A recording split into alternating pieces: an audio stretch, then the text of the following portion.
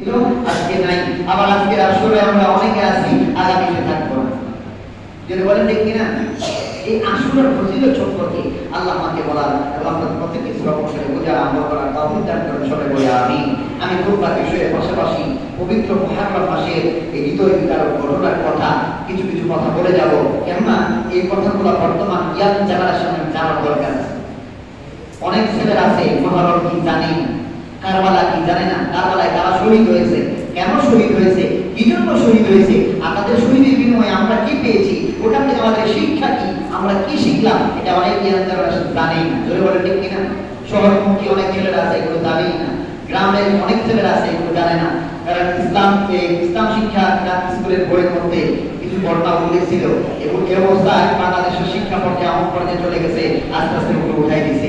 এই জন্য young generation কিছুই শিখতে পারে নাই। এই জন্য আমি চেষ্টা করবো এই মহারম মাসের 4টি পাঁচ অথবা 5টি মাইল আমি খুতবার বিষয়ের পাশাপাশি আমি মহারম সম্পর্কে কিছু বলার চেষ্টা করবো। আপনারা দুটো বলেন ঠিক কিনা? দরকার নেই, এভাবে শিক্ষা দরকার আছে কিনা? আমাদের ছেলে সন্তানরা মহারম সম্পর্কে জানা দরকার আছে না? কারবালা সম্পর্কে জানা দরকার আছে না? ইমাম হুসাইনকে জানা দরকার আছে কি আছে না? যে ইমাম হুসাইন যদি কারবালার প্রান্তরে শহীদ না হইতো, তাহলে আজকে বাংলাদেশ পর্যন্ত ইসলাম আসতো না। কারণ এই বাংলাদেশে কোনো নবী নাই, কোনো সাহাবী আসে নাই।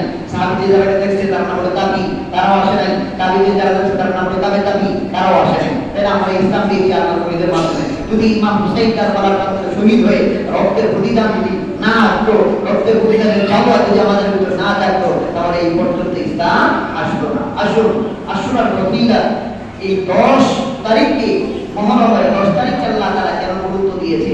এই আরবি 12টি মাসের মধ্যে 4টি মাস আল্লাহর কাছে মহাসম্মানিত। এর মধ্যে এই মহরম মাসটি সম্মানিত মাস।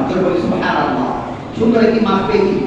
এই ফজিলতপূর্ণ মাসে গুরুত্বপূর্ণ একটি তারিখ হলো আশুরা তথা 10ই মহরম। এবার আসেন 10ই মহরম কেন এত ফজিলত? আল্লাহ পৃথিবী সৃষ্টি করেছেন, আবার এই পৃথিবী ধ্বংস করবেন, কিন্তু সেই দিনটায় পৃথিবীতে কিয়ামত করবেন, ধ্বংস করবেন, ওই দিনটা হবে এই আশুরার 10 তারিখ। সুবহানাল্লাহ, যদি বলি সুবহানাল্লাহ। তো ভয় পেয়েছেন পৃথিবী ধ্বংস হয়ে যাবে, আপনার কি পৃথিবী শেষ পর্যন্ত বাঁচতে পারবে? আশা আছে নাই। পৃথিবী যেদিন আল্লাহ ধ্বংস করে দিবেন, না ও দিন না ও রাত, কিন্তু দিনটা থাকবে এই আশুরার দিন। যদি বলি সুবহানাল্লাহ। শুধু তাই নয়, হযরত মুসা আলাইহিস সালাতু ওয়াস সালাম যখন ফিরআউনের হাত থেকে বাঁচতে পারলেন, ওই দিন যেদিন মুক্তি হয়েছিল, ওই দিনটাও ছিল মহরমের 10 তারিখ। হযরত ইব্রাহিম আলাইহিস সালাতু ওয়াস সালাম যখন নমরুদের আগুনে ফেলে দেওয়া হয়েছিল, ওই দিন যখন ইব্রাহিম আলাইহিস সালাতু ওয়াস সালামকে আল্লাহ ওই গরম আগুনের তেল অথবা আগুন থেকে মুক্তি দিয়েছেন, ওই দিনটাও ছিল মহরমের 10 তারিখ। জোরে সুবহানাল্লাহ। একইভাবে কিতাব খুললে দেখা যায় মহরমের 10 তারিখে বিগত অনেক ঘটনা ঘটেছে, যার মধ্যে সবচেয়ে হৃদয়বিদারক ঘটনা হইল কারবালার প্রান্তরের ঘটনা। সেই ঘটনা প্রত্যেকটা মানুষের জানা দরকার, কারণ জানলেই ইসলামী